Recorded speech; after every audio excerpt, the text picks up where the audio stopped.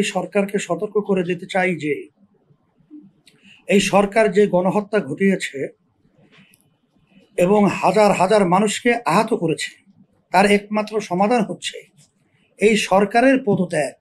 সোমবার দুপুরে আসসালামু আলাইকুম বন্ধুগণ, আজকের নতুন একটা নিউজ হাজির হয়েছি।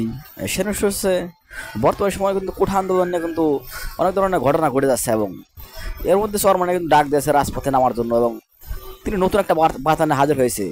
তিনি এক দফা দাবি নিয়ে হাজির হয়েছে। তো বন্ধুগণ, আসবে সে এক দফা দাবি কি আসবে? তো বন্ধুগণ, আমরা সেই তার মুখ থেকে শুনে আসবো চরমনাই সাহেব তিনি কি বলতেছেন। তো বন্ধুগণ, আমরা সেই ভিডিও ফুটেজটাকে দেখে আসি। কোট আন্দোলনকে কেন্দ্র করে সারা দেশে ব্যাপক প্রাণহানি ও সহিংসতার পর শুরু হয়েছে ধরপাকড়। এখন পর্যন্ত সারা দেশে 10,000-এরও বেশি মানুষ গ্রেফতার হয়েছে বলে খবর পাওয়া যাচ্ছে। এই আন্দোলনকে সমর্থন জানিয়ে গত শুক্রবার রাজপথে নেমেছিল ইসলামী আন্দোলন বাংলাদেশ। এবার সংবাদ সম্মেলনে এসে সরকারের পদত্যাগ চেয়ে কঠোর বার্তা দিলেন দলটির আমির মুফতি সৈয়দ মোহাম্মদ রেজাউল করিম। মোহাম্মদ সোহাগ বিশ্বাসের রিপোর্টে বিস্তারিত। যারা দেশপ্রেমিক তারা তো দেশের সম্পদ নষ্ট করতে পারে না। ইসলামী আন্দোলন বাংলাদেশের আমির মুফতি সৈয়দ মোহাম্মদ রেজাউল করিম পীর সাহেব চরমনায় বলেছেন, কোটা সংস্কারের দাবিতে ছাত্র আন্দোলনে নজিরবিহীন এই দমন পীড়নে শিশু, কিশোর, নারীসহ এখন পর্যন্ত অন্তত 150 ছাত্র জনতা হত্যাকাণ্ডের শিকার হয়েছে। এর একমাত্র সমাধান এই সরকারের পদত্যাগ। আপনাদের মাধ্যমে আমরা এই সরকারকে সতর্ক করে দিতে চাই যে এই সরকার যে গণহত্যা ঘটিয়েছে এবং হাজার হাজার মানুষকে আহত করেছে, তার একমাত্র সমাধান হচ্ছে এই সরকারের পদত্যাগ। সোমবার দুপুরে পুরানা পল্টনস্থ ইসলামী আন্দোলন বাংলাদেশের কেন্দ্রীয় কার্যালয়ে কোটা সংস্কার আন্দোলনের প্রেক্ষিতে ছাত্র জাগরণ এবং তা দমনে সরকারের বর্বরতম নৃশংসতায় সৃষ্ট পরিস্থিতিতে আয়োজিত এক সংবাদ সম্মেলনে লিখিত বক্তব্যে চরমনাই পীর বলেছেন, সেনাবাহিনীকে দ্রুত ব্যারাকে ফিরে যেতে হবে। যারা হত্যাকাণ্ডে জড়িত তাদের শাস্তির আওতায় আনুন। সেনাবাহিনীকে দ্রুতই ব্যারাকে ফিরিয়ে নিন। হত্যাকাণ্ডে যারা সরাসরি জড়িত তাদেরকে চিহ্নিত করে দৃষ্টান্তমূলক শাস্তির ব্যবস্থা করুন।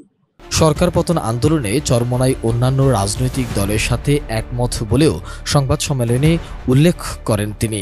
রাজনৈতিক সংগঠনগুলোর মধ্যে এই সরকারের পতনের এক দফা দাবি নিয়ে ঐকমত্য রয়েছে।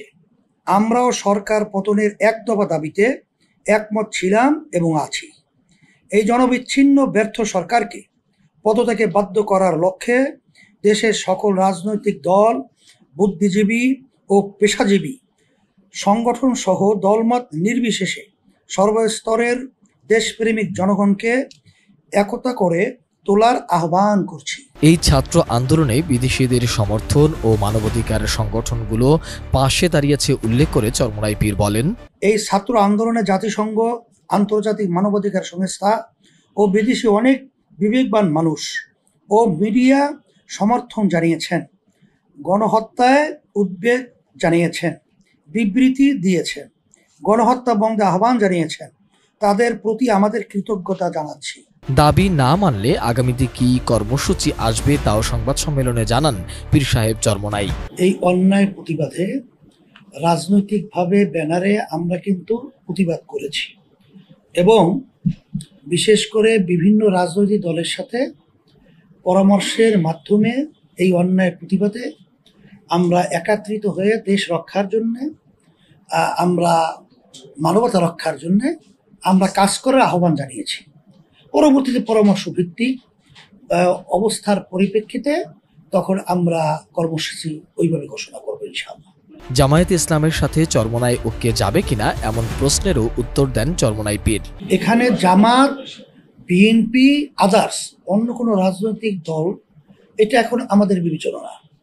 আমাদের এখানে বিবেচনা হলো যে দেশ রক্ষার জন্যে, মানবতার কল্যাণের জন্যে এবং হত্যার প্রতিবাদে আমরা ইসলাম প্রতিষ্ঠার জন্য আমরা সবাই ঐক্যমতে এটা আমরা কাজ করব। এটা আমরা সে পরামর্শ ভিত্তিক ওইভাবে সিদ্ধান্ত নিয়ে কিভাবে কাজ করলে লক্ষ্যে পৌঁছা যায় সেটা আমরা সিদ্ধান্ত করবো ইনশাআল্লাহ। সোমবারের এ সংবাদ সম্মেলনে ইসলামী আন্দোলনের কেন্দ্রীয় ও ঢাকা মহানগরের নেতৃবৃন্দ উপস্থিত ছিলেন। মোহাম্মদ সোহাগ বিশ্বাস, এটিএন নিউজ, ঢাকা। তো বন্ধুগণ, আমরা সেই ভিডিওটি দেখলাম, যেখানে দেখা যাচ্ছে চেয়ারম্যানের সাথে তিনি কিন্তু জনগণের ডাক দিয়েছে এবং এক দফা দাবিতে তিনি কিন্তু হাজির হয়েছেন নিয়ে। এই দাবিটা হচ্ছে কি, আপনারা সবাই দেখেছেন এর মধ্যে যে তিনি সরকারের পদক চায়, সেই দাবিটা নিয়ে কিন্তু হাজির হয়ে আসবে। তো এই বিষয়ে যদি আপনাদের কোনো মতামত থাকে অবশ্যই কমেন্টে জানাবে। আজকে নিয়ে শেষ করছি, দেখাবো না কোনো নিউজে।